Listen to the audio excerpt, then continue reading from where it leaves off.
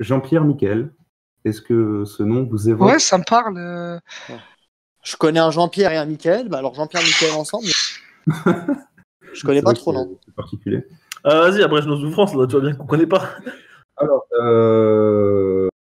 étant amateur de VF, comme j'ai pu vous le dire quand on a parlé de Sonic, j'ai eu envie de vous parler d'un comédien de doublage que j'aime particulièrement et que vous aimez très certainement. Donc Jean-Pierre Michael est le 490e sociétaire de la Comédie. Donc c'est une institution culturelle française assez connue, assez populaire. Il a une grande carrière théâtrale avec plus de 40 pièces de théâtre à son actif. Il a joué dans plusieurs séries et téléfilms français comme Joséphine Ange Gardien, Shérif, Section de recherche.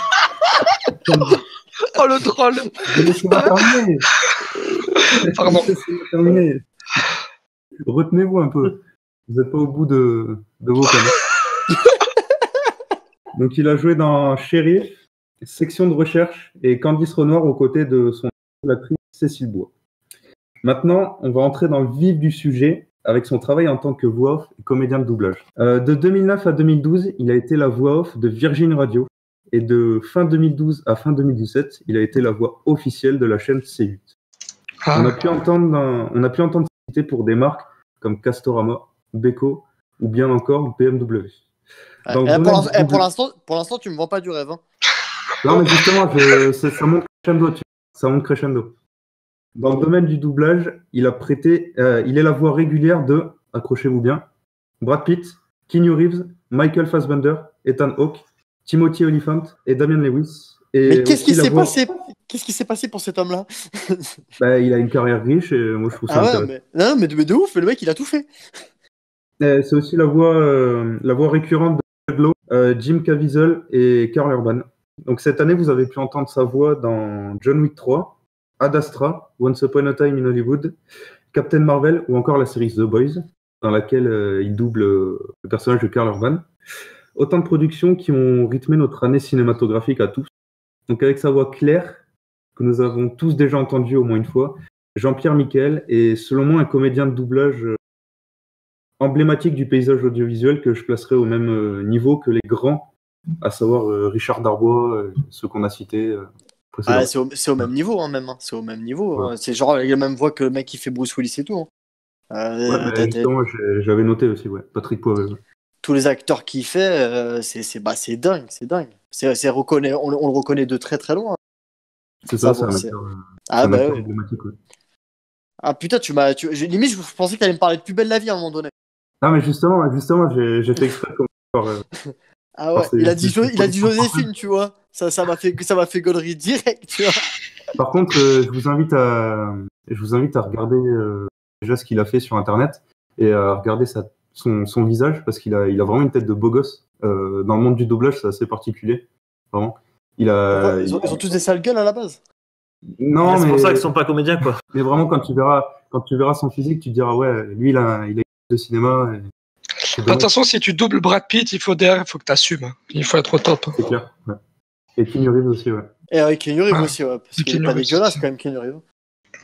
Voilà. D'ailleurs, en fait, j'ai vu là il y a pas si longtemps que ça le premier film de Keanu Reeves a réalisé la Man of Fire, je crois c'est ça. Man of Tai-Chi.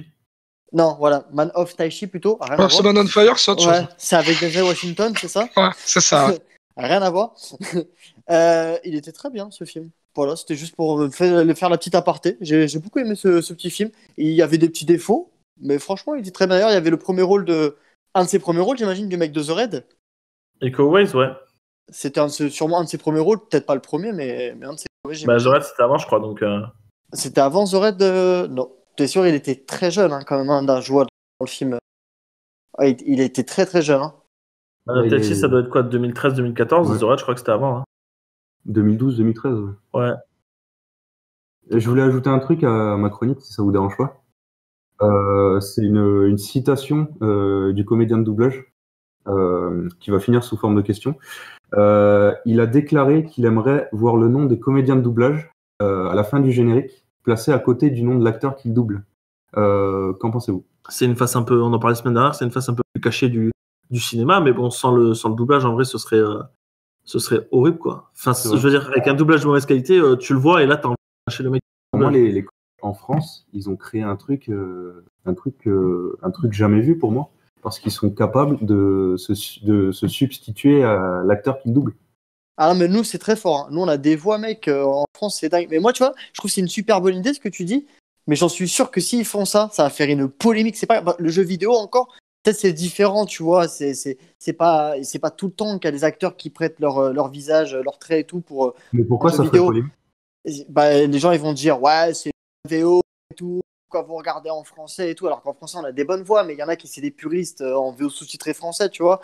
Ouais, Donc mais il y en a qui ouais, mais tu verras, je suis sûr, moi je trouve que c'est une très très bonne idée, mais je sens les polémiques, mec, qui va venir sur ça. moi, je pense que ça fera pas polémique dans le sens où, à part les films à post-générique, les gens ne regardent pas le générique de fin. La plupart des gens ne regardent pas le générique de fin, donc ils s'en fichent un peu. Ouais, c'est un argument, c'est vrai. C'est vrai. Surtout même dans les trucs Netflix et tout, genre maintenant tu peux même pas les regarder limite. Ils te mettent directement l'épisode d'après. Bah, je trouve aussi que la langue française aussi s'y prête en fait à ça, à pouvoir jouer un peu tous les acteurs. Je trouve que notre langue s'y prête beaucoup en fait à tout ça. Donc je trouve qu'on est très très fort dans tout ce qui est doublage. J'espère que ça vous a plu, ce 7e fréquence.